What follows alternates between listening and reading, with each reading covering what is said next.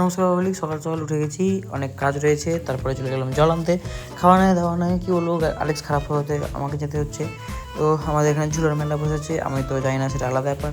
তো একবার জল নিয়ে আসলাম, আবার যেতে হবে। এতেই আমার জামা ঘেমে স্নান। তা করতে করতে গেলাম, তো গিয়ে দেখি সবাই ভিড় লেগে গেছে, প্রচণ্ড ভিড়। জলটা আস্তে আস্তে পড়ছে। তা করতে করতে বাড়ি আসলাম, বাড়ি এসে দেখি মামা চলে এসছে।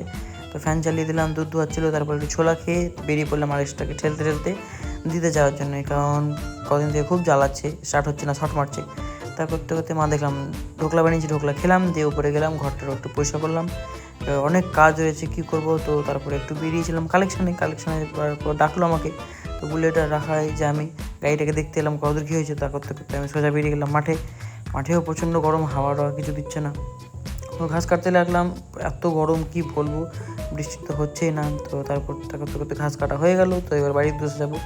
সে আবার এসেছিলাম, সেটা আলাদা ব্যাপার। আর এই যে একটা খুব বাজে ঘাস রোজ আমার হাত কাটে, রোজ, কোনো দিন বাদ নেই।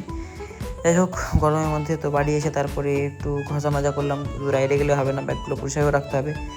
তো পরিষ্কার করে নিলাম। তো তারপরে আবার আমি আর মা বেরিয়ে গেছিলাম মাঠে যাওয়ার জন্য। সাবধান, খাওয়া দাওয়া কিছু হয়নি, সারাদিন কাজে ব্যস্ত যাচ্ছে। তো এত রোদ কী বলবো। তো গিয়ে বেশ বসে বসে লাফা ভাঙছিলাম আর খাচ্ছিলাম, খুব ভালো লাগে আমার কাঁচা কাঁচা লাফা খেতে।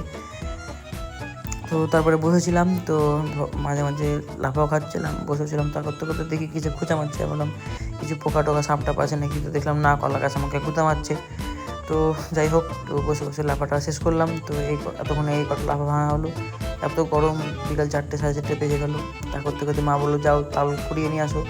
তো একটাই পেয়েছিলাম, এদিক ওদিক খুঁজতে খুঁজতে আর একটা পেয়ে যাইছিলাম। তো এই যে তালের বড়া ফ্রিতে, শুধু গুড়টা কিনতে হবে, তাই যা। তো আর একটা তালের বড়া পেয়ে গেলাম। তো তা করতে করতে হয়ে গেল সব ভাঙা। তো আমি আর মা বাড়ির উদ্দেশ্যে বেরিয়ে পড়লাম। বাড়ি এসে স্নান করে খেয়ে দিয়ে, চুলগুলো খুব বড়ো হয়েছে, এখন কাটবো না।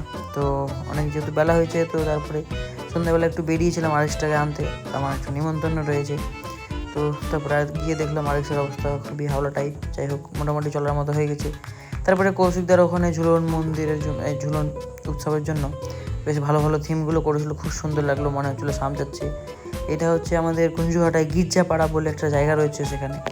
তো বেশ থিমটা ওরা খুব সুন্দর করেছিল, জাস্ট অমায়িক। আমি খুব মনমুগ্ধ হয়ে গেছিলাম, দেখে ভয়ও লাগছিলো, খুব মজাও লাগছিলো। বেশ ইন্টারেস্টিং জিনিস, ইউনিক কিছু করার চেষ্টা করেছে তারা।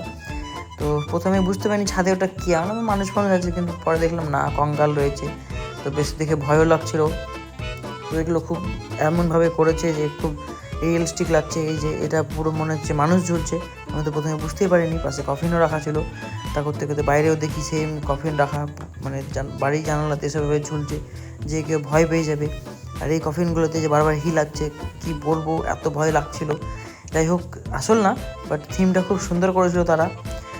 যত সম্ভব মা তান্তি মন্দির বা কিছু একটা, আমি লোকেশান দিয়ে দিচ্ছি তোমাদেরকে, তোমরা অবশ্যই গিয়ে দেখে আসো।